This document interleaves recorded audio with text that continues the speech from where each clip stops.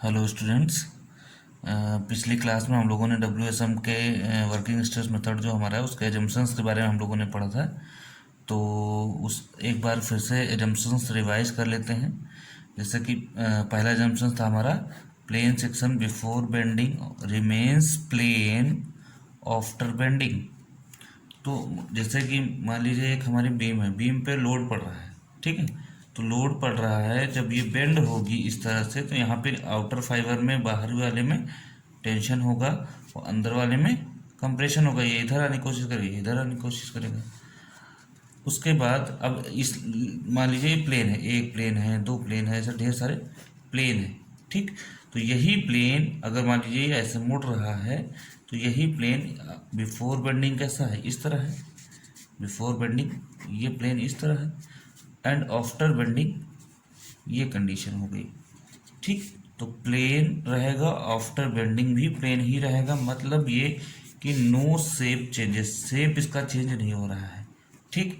और साइज भी चेंज नहीं हो रहा है। मतलब कि जो स्ट्रेन है वो तो हो रहा है लेकिन शियर स्ट्रेन नहीं हो रहा, एंगुलर डिफॉर्मेशन नहीं हो रहा, ठीक।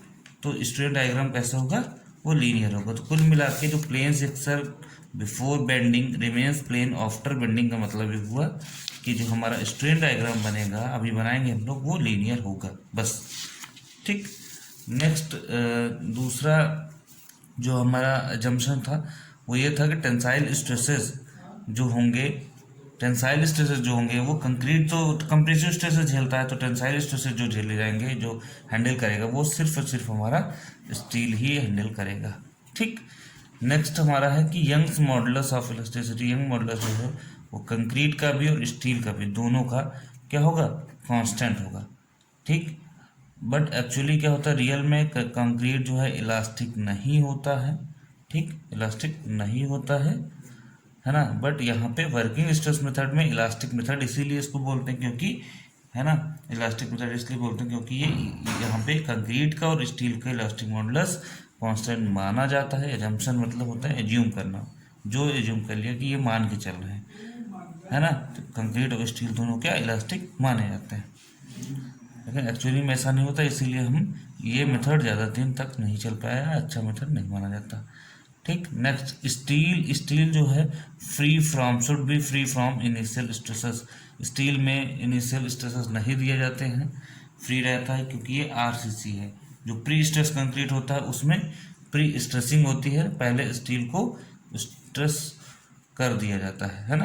प्री टेंशनिंग पोस्ट टेंशनिंग आगे हम लोग पढ़ेंगे बाद में, ठीक। नेक्स्ट है bonding between concrete and steel should be complete bonding. मतलब दोनों के बीच जो बॉन्डिंग है वो कंप्लीट बॉन्डिंग है, मतलब नो स्लिप कंडीशन, स्लिपिंग उन दोनों के बीच में बिल्कुल ही नहीं है, ठीक। ये हम लोग पढ़ चुके थे, हमने इसको रिवाइज कर लिया। नेक्स्ट टॉपिक है स्ट्रेसेस, ठीक। नेक्स्ट टॉपिक है स्ट्रेसेस। तो स्ट्रेसेस सबने पढ़ा भी होगा पहले, स्ट्रेस क्या होता है ना, हुक्स लॉ क्या होता है, स्ट्रेसेस क्या होते हैं, तो सबने पढ़ा भी होगा पहले से, ठीक। कुल मिला के नहीं पढ़ा तो हम पढ़ा रहे हैं, पढ़िए आराम से। तो स्ट्रेसेस में पहला स्ट्रेस जो यहाँ पे जनरेट होता है, देखिए टेंसाइल स्ट्रेस भी जनरेट होता है, कंप्रेसिव स्ट्रेस भी जनरेट होता है, जाहिर सी बात है। तो जो पहला स्ट्रेस जनरेट होता है उसको हम बोलते हैं ultimate stress. Ultimate stress, ultimate stress क्या होता है, जब आप किसी बीम पे, है ना, जब आप किसी बीम पे, ठीक, लोड लगा रहे हैं, ठीक है। जैसे हम कंप्रेसिव स्ट्रेंथ चेक कर रहे थे कंक्रीट की, याद है। तो कंक्रीट पे क्या हुआ कि लोड लगाते रहते हैं, लोड लगाते रहते हैं, एक समय ऐसा आता है जब वो क्या करता है, फेल कर जाता है। तो अल्टीमेट स्ट्रेस वही स्ट्रेस है जब क्या करे, बॉडी फेल कर जाए, एट फेलियर, एट फेलियर, ठीक। जब इसको हिंदी में कहते हैं चरम प्रतिबल, चरम प्रतिबल। चरम मतलब एकदम हाईएस्ट कंडीशन, जिस कंडीशन पर क्या हो, जिस कंडीशन पर ये टूट जाए, फेल कर जाए, वो स्ट्रेस हमारा क्या होता है, अल्टीमेट स्ट्रेस, ठीक। धीरे धीरे लोड बढ़ाते गए, एक ऐसी कंडीशन आई जहाँ पे क्या हुआ कि ये फेल कर गया, तो उसको बोलते हैं अल्टीमेट स्ट्रेस। ओके, नेक्स्ट है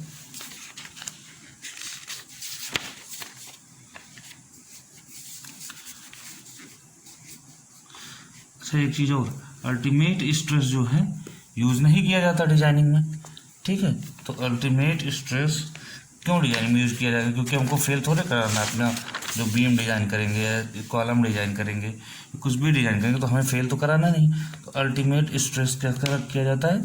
यूज़ नहीं किया जाता, नॉट यूज्ड इन डिज़ाइनिंग, है ना। जब कोई भी चीज़ हम डिज़ाइन करेंगे, स्लैब डिज़ाइन कर रहे हैं, कॉलम डिज़ाइन कर रहे हैं, तो नॉट यूज्ड इन डिज़ाइनिंग, ठीक। अच्छा, दूसरी चीज़, अगर हम यूज़ कर लिए तो क्या होगा? अगर हमने यूज़ कर लिया तो क्या होगा? तो क्या होगा?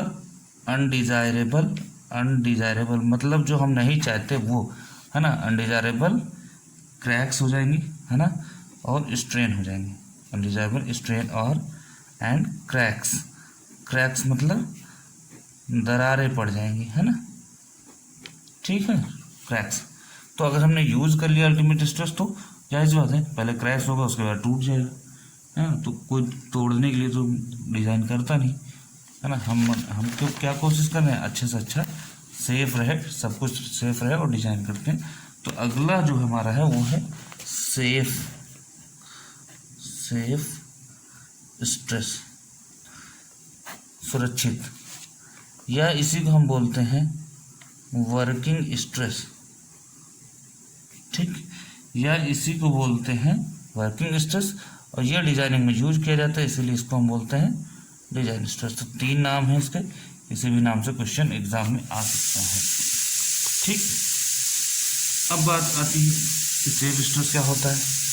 तो सेफ स्ट्रेस कैलकुलेट कैसे किया जाता है? सेफ स्ट्रेस जो है वो जो अभी निकला ना अल्टीमेट स्ट्रेस, जितने पे फेल कर जाए, अल्टीमेट स्ट्रेस को हम फैक्टर ऑफ सेफ्टी FOS से डिवाइड कर देते हैं तो क्या आ जाता है? सेफ स्ट्रेस आ जाता है, ठीक है। ये क्या है? फैक्टर ऑफ सेफ्टी, ठीक, जो कि पिछली क्लास में हम लोगों ने पढ़ा था फैक्टर ऑफ सेफ्टी क्या होता है। ये कंक्रीट के लिए कितना लिया जाता है? 3, एंड स्टील के लिए कितना लिया जाता है? 1.8, ठीक है। सेफ स्ट्रेस को हम परमिसिबल स्ट्रेस भी बोल सकते हैं, इतना परमिसिबल है या अलाउबल है, अलाउेबल है ना, इतना परमिशन, इतने की परमिशन है, ये इतना रहेगा तो सेफ रहेगा, है ना, ठीक। जैसे सेफ स्ट्रेस निकालना है तो सेफ स्ट्रेस मान लीजिए निकालना है आपको M15 के लिए। M15 क्या है? कैरेक्टरिस्टिक स्ट्रेंथ है। कैरेक्टरिस्टिक स्ट्रेंथ क्या शो करता है? जितने पे फेल कर जाए, है ना, वही हमारा क्या होता है? अल्टीमेट स्ट्रेस होता है, ठीक। तो यहाँ पे अल्टीमेट स्ट्रेस क्या है? यहाँ पे अल्टीमेट स्ट्रेस क्या है? अल्टीमेट स्ट्रेस है 15 न्यूटन पर mm²। तो सेफ स्ट्रेस क्या होगा? सेफ स्ट्रेस बराबर 15, और कंक्रीट की बात कर रहे हैं तो कंक्रीट के लिए क्या होता है फैक्टर ऑफ सेफ्टी? 3 से डिवाइड कर देंगे तो कितना आएगा? 5 न्यूटन पर mm²। ये हमारा सेफ स्ट्रेस आ जाएगा कंक्रीट के M20 के लिए, क्लियर। नेक्स्ट है एक्चुअल स्ट्रेस। एक्चुअल स्ट्रेस नाम से ही पता चल रहा है ना, जो रियल है, ठीक, जो रियल है वही है क्या हमारा एक्चुअल स्ट्रेस। रियल स्ट्रेस, जैसे जैसे आप लोड बढ़ाओगे वैसे वैसे स्ट्रेस बढ़ता जाएगा, जाहिर सी बात है ना, क्योंकि क्या होता है stress is to load upon area, है तो सबने पढ़ा ही है, ठीक है। हाँ, एक कंडीशन याद रखिए जो एग्जाम में पूछा जाता है, खासकर ऑब्जेक्टिव क्वेश्चन आता ही आता है कि एक्चुअल स्ट्रेस, है ना, सेफ स्ट्रेस से ज़्यादा होना चाहिए या नहीं। तो actual stress should not be greater than safe stress, ठीक है। Actual stress should not be greater than safe stress, ये दिमाग में बैठा दीजिएगा, ठीक। चलिए कोई बात नहीं, अच्छी बात है, ये सब पढ़ लिया हम लोगों ने। अब एक टॉपिक है modular ratio. Modular ratio small m से लिखते हैं, ये हम लोगों ने इसको पहले से पढ़ रखा है कि m इक्वल्स टू क्या होता है, ES अपॉन EC, पहले से हम लोगों ने पढ़ ही रखा है इसको पुराने लेक्चर्स में। ES क्या होता था, Young's modulus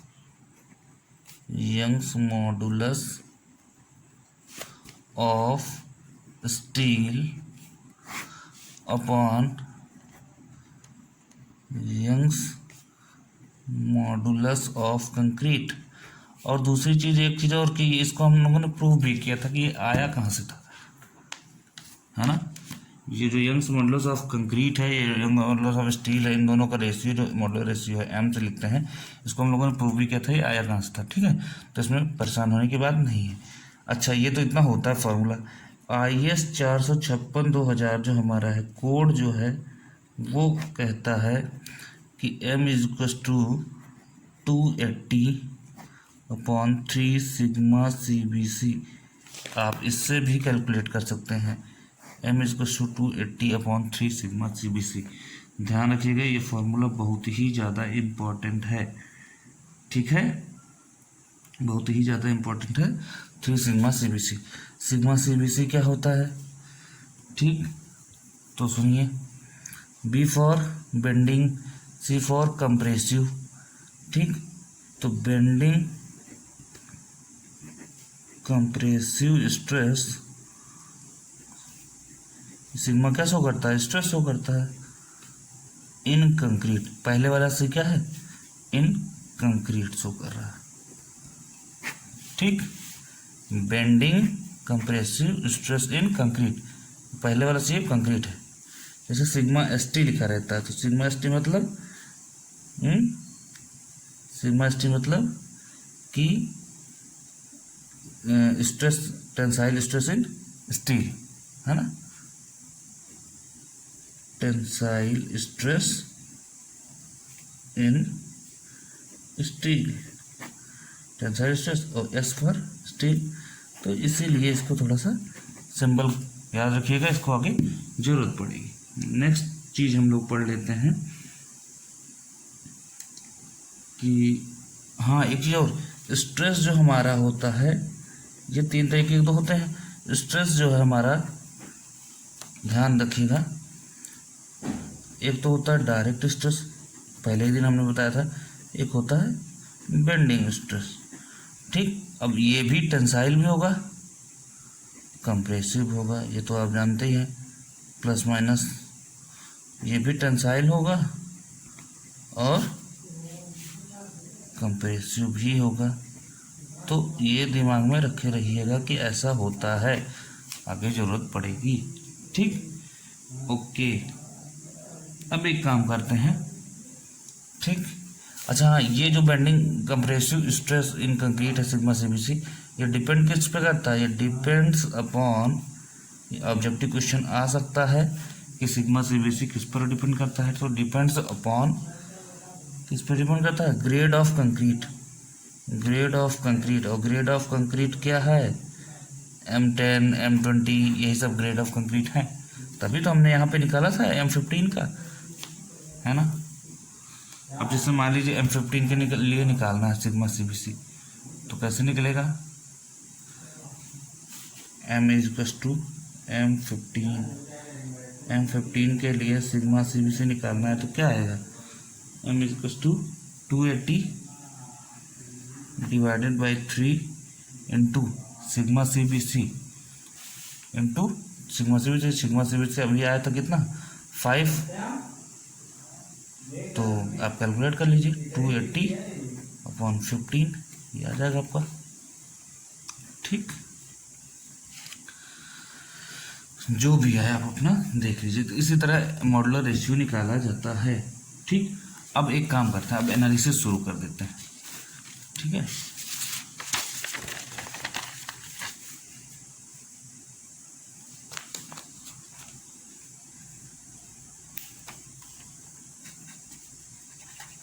analysis of singly reinforced beam by WSM। क्या हमने लिखा है यहाँ पे? Analysis of singly reinforced beam by WSM। ठीक, सिंगली लिखा है यहाँ पे। सिंगली का मतलब समझते हैं? नहीं समझते, समझ लीजिए। देखिए, बीम दो तरीके की होती है। ठीक, बीम दो तरीके की होती है। जब हम बीम पर केवल और केवल, भाई टेंशन जोन कहाँ होता है? नीचे, कंप्रेशन जोन ऊपर। तो जहाँ पे टेंशन जोन है वहीं स्टील प्रोवाइड करते हैं। तो अगर हम केवल यहाँ पे सरिया देंगे या यहाँ पे स्टील देंगे नीचे की तरफ, तो ये कहलाएगी singly beam, singly reinforced beam. ठीक, अब अगर हमने दोनों तरफ दे दिया, ठीक, हमने सिंगली नीचे तो दिया ही, और जब ज़्यादा ज़रूरत पड़ जाती है, टेंसाइल स्ट्रेसेस ज़्यादा हो जाते हैं, जो क्या होते हैं, नीचे की सरिया से, नीचे के रिइंफोर्समेंट से काम नहीं चलता, तो ऊपर भी देना पड़ता है। ठीक, तो उसको बोलते हैं डबली रिइंफोर्स्ड बीम। बीम दो तरीके की होती है, singly reinforced beam and doubly reinforced beam. Clear? तो अभी हम बात करेंगे सिंगली रिइंफोर्स्ड बीम की, बाद में बात करेंगे डबली रिइंफोर्स्ड बीम की। ओके, तो ठीक है, सिंगली रिइंफोर्स्ड बीम बना लेते हैं। सिंगली रिइंफोर्स्ड बीम, एक ही तरफ लग रहा है सरिया, तो सिंगली रिइंफोर्स्ड बीम है।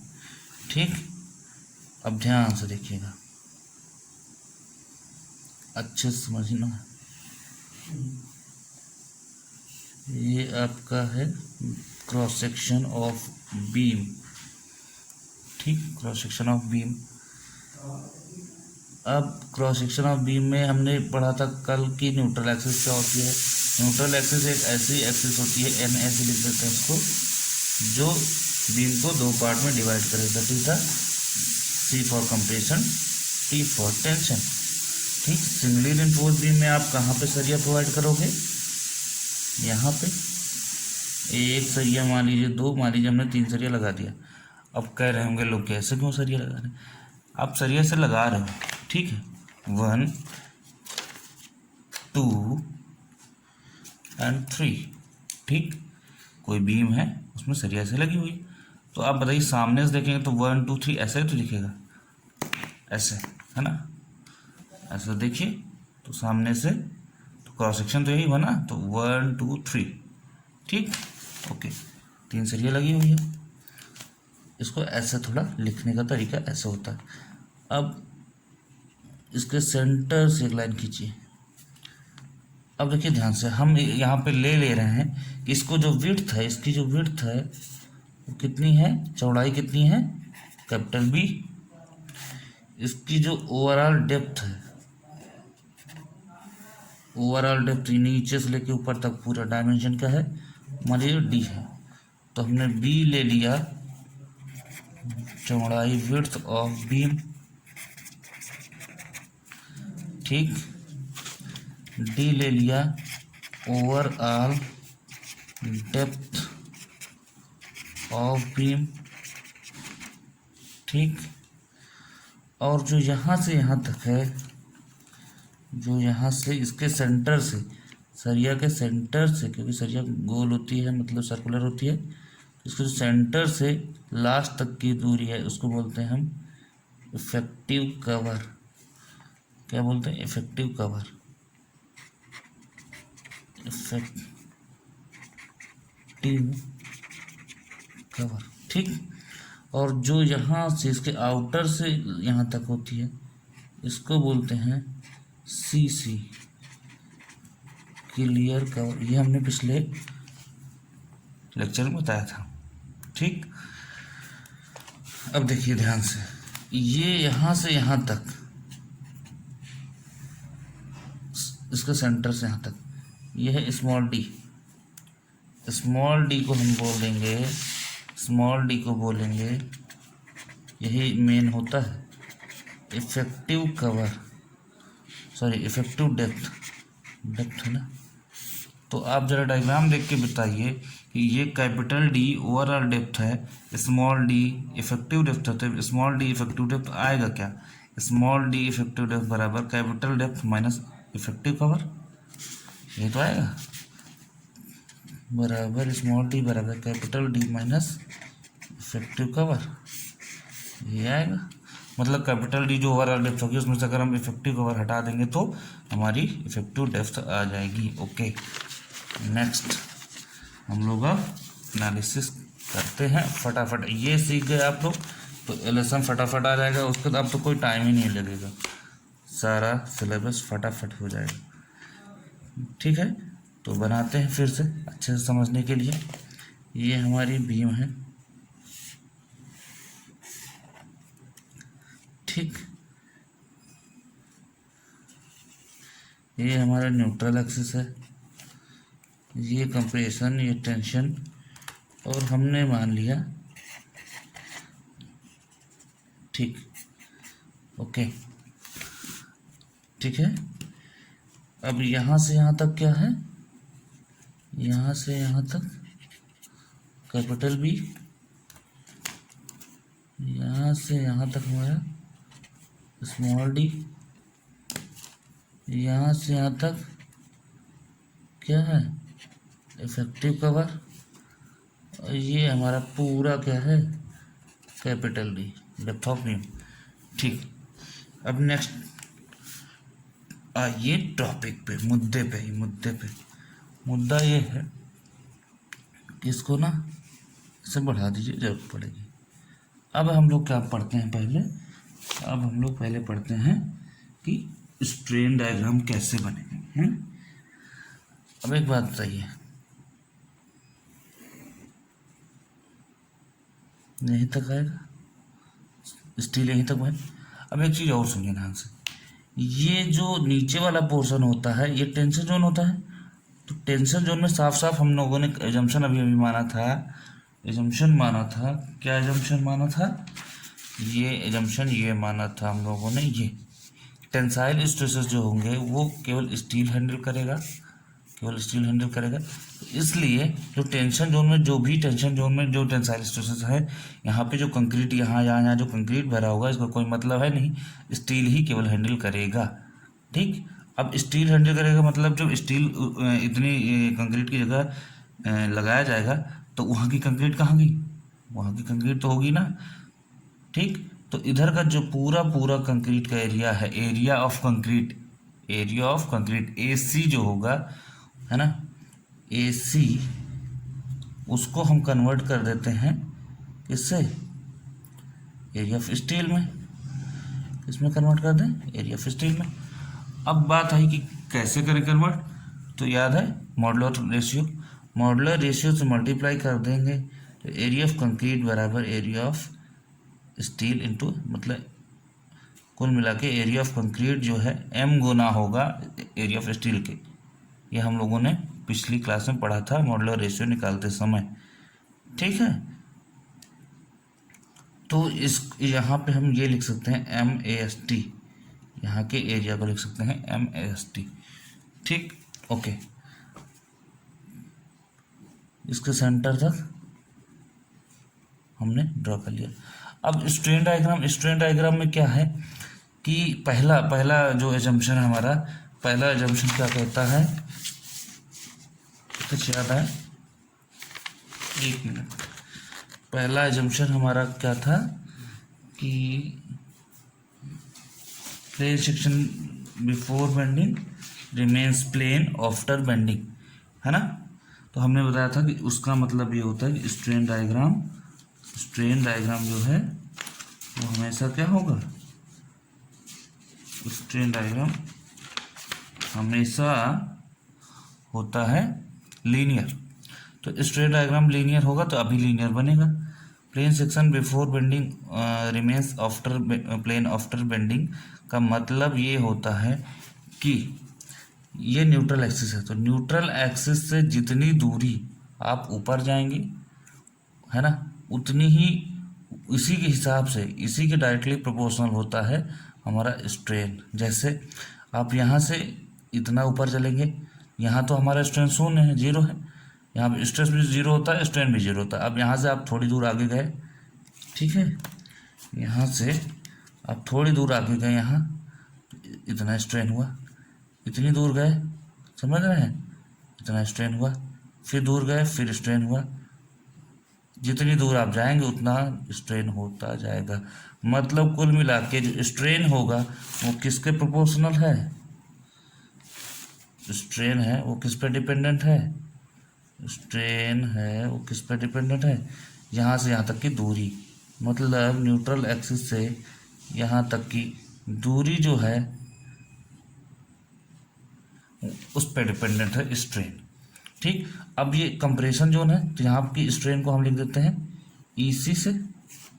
ठीक, सेम यहाँ कंडीशन होगी, जैसे जैसे हम यहाँ से यहाँ जाते जाएंगे स्ट्रेन क्या होगा, बढ़ता जाएगा, और लास्ट में यहाँ आ जाएगा, इसको मिला देंगे।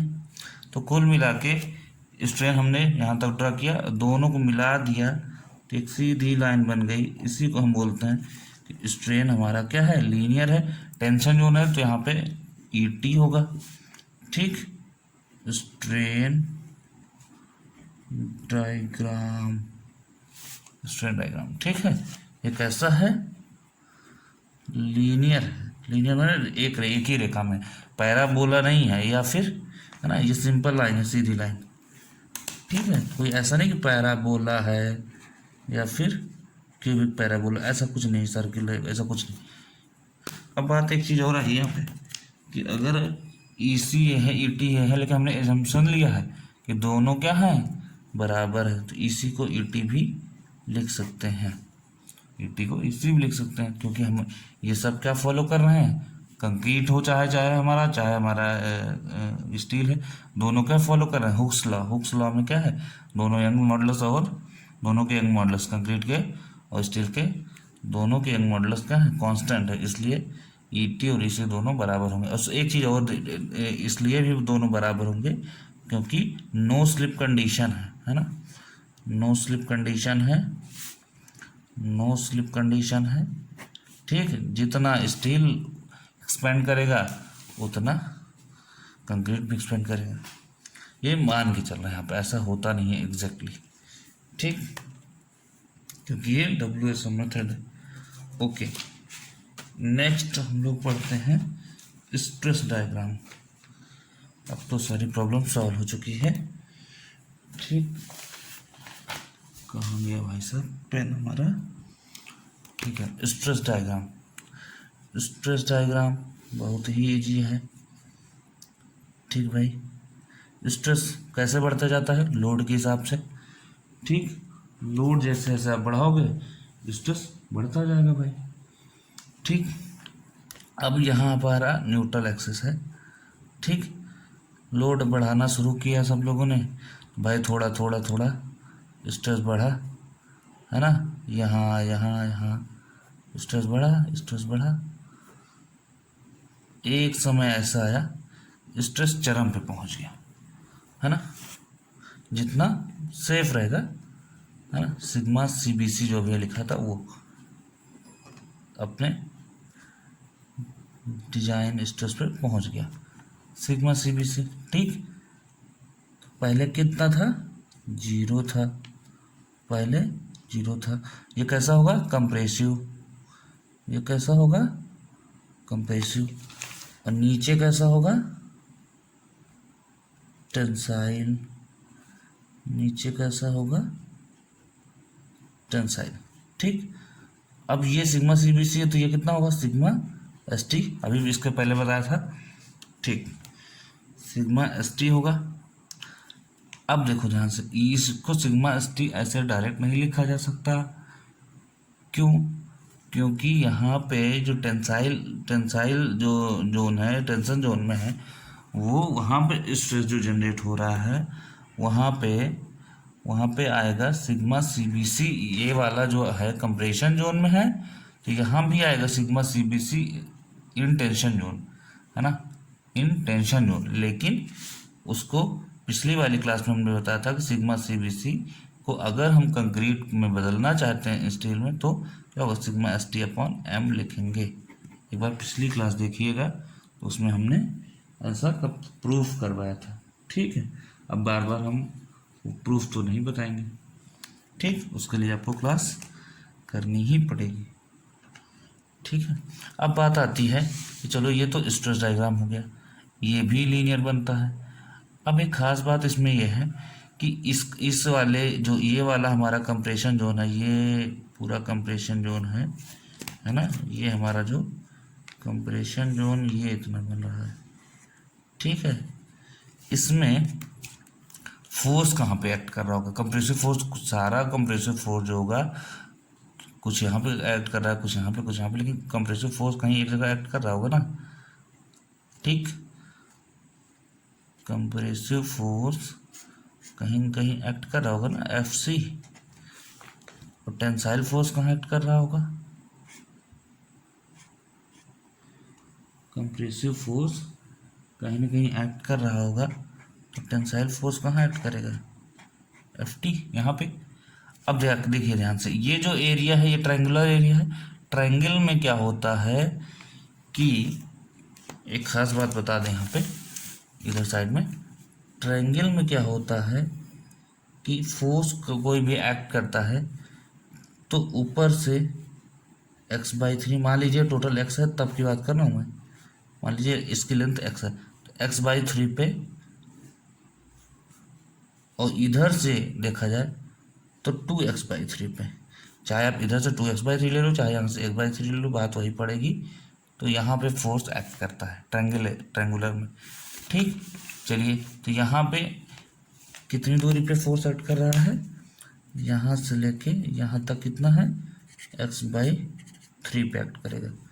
ठीक, x है तो x, h है तो h, कुछ भी। ठीक है, हमने मान लिया ये यहाँ से यहाँ तक कितना है, यहाँ से यहाँ तक x है।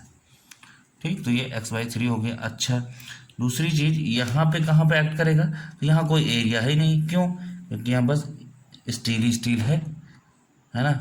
यहाँ भाई कंक्रीट वाले को तो हम ले नहीं ना, कंक्रीट तो हैंडल नहीं करता टेंसाइल स्ट्रेस, सिर्फ स्टील हैंडल करता। तो 3 सरिया लगी, तो सरिया का जो एरिया है वही है area of steel, AST, area of steel, AST मतलब एरिया ऑफ स्टील। ठीक, तो उसका सेंटर पे ही एक्ट करेगा, सेंटर मतलब ये वाला। अगर इसका डायमीटर व्यास जो है मान लो 20 mm है तो 10 पे एक्ट करेगा, तो पे एक्ट करेगा FT। अब बात आती है कि फोर्स यहाँ पे, टेंसाइल फोर्स यहाँ एक्ट कर रहा है, कंप्रेसिव फोर्स यहाँ एक्ट कर रहा है। टेंसाइल फोर्स और कंप्रेसिव फोर्स के बीच का ध्यान सुनना, टेंसाइल फोर्स और कंप्रेसिव फोर्स के बीच की जो भी डिस्टेंस होती है उसको हम कहते हैं लीवर आर्म। क्या बोलते हैं, lever arm, LA, lever arm. अभी हम बताएंगे एक एक चीज़, लीवर आर्म क्या होता है। ठीक, बस दोनों फोर्स के जहाँ पे केंद्रों के बीच की दूरी, जहाँ पे फोर्स ऐड करते हैं, जहाँ पे कार्य करते हैं, ठीक है, जहाँ पे फोर्स लग रहा है वहाँ के दोनों के बीच की दूरी लीवर आर्म होती है। ठीक है, ओके। अब आगे बात करते हैं। हाँ, थोड़ा वीडियो थोड़ा बड़ा हो जाएगा, ये बात सही है, लेकिन क्या किया जाए, बताना भी ज़रूरी है। ठीक, तो एक काम करते हैं कि एनालिसिस पढ़ लेते हैं फटाफट। तो एनालिसिस का अगला टॉपिक है, अगला जो पहला स्टेप है, स्टेप वाइज करेंगे ज़्यादा आसान होगा। ठीक है, वो है कि न्यूट्रल एक्सिस की डेप्थ निकालना, depth of neutral axis, depth of neutral axis निकालना। ठीक, डेप्थ ऑफ न्यूट्रल एक्सिस निकालना तो 2 तरीके की डेप्थ होती है। एक तो actual depth of neutral axis, में ऐसे लिख दे रहा हूँ, इसको बोलते हैं शॉर्टकट में NA, शॉर्ट फॉर्म ANA, है ना, ANA। ठीक, इसको हम XA से भी लिख देते हैं। ठीक, ओके। दूसरा होता है critical neutral axis, critical depth of neutral axis, इसको बोल देते हैं CNA, इसको लिख देते हैं XC से। ठीक, तो देखते हैं कि XA क्या होता है, XC क्या होता है, नेक्स्ट वीडियो में हम लोग देखते हैं इस चीज़ को। ठीक।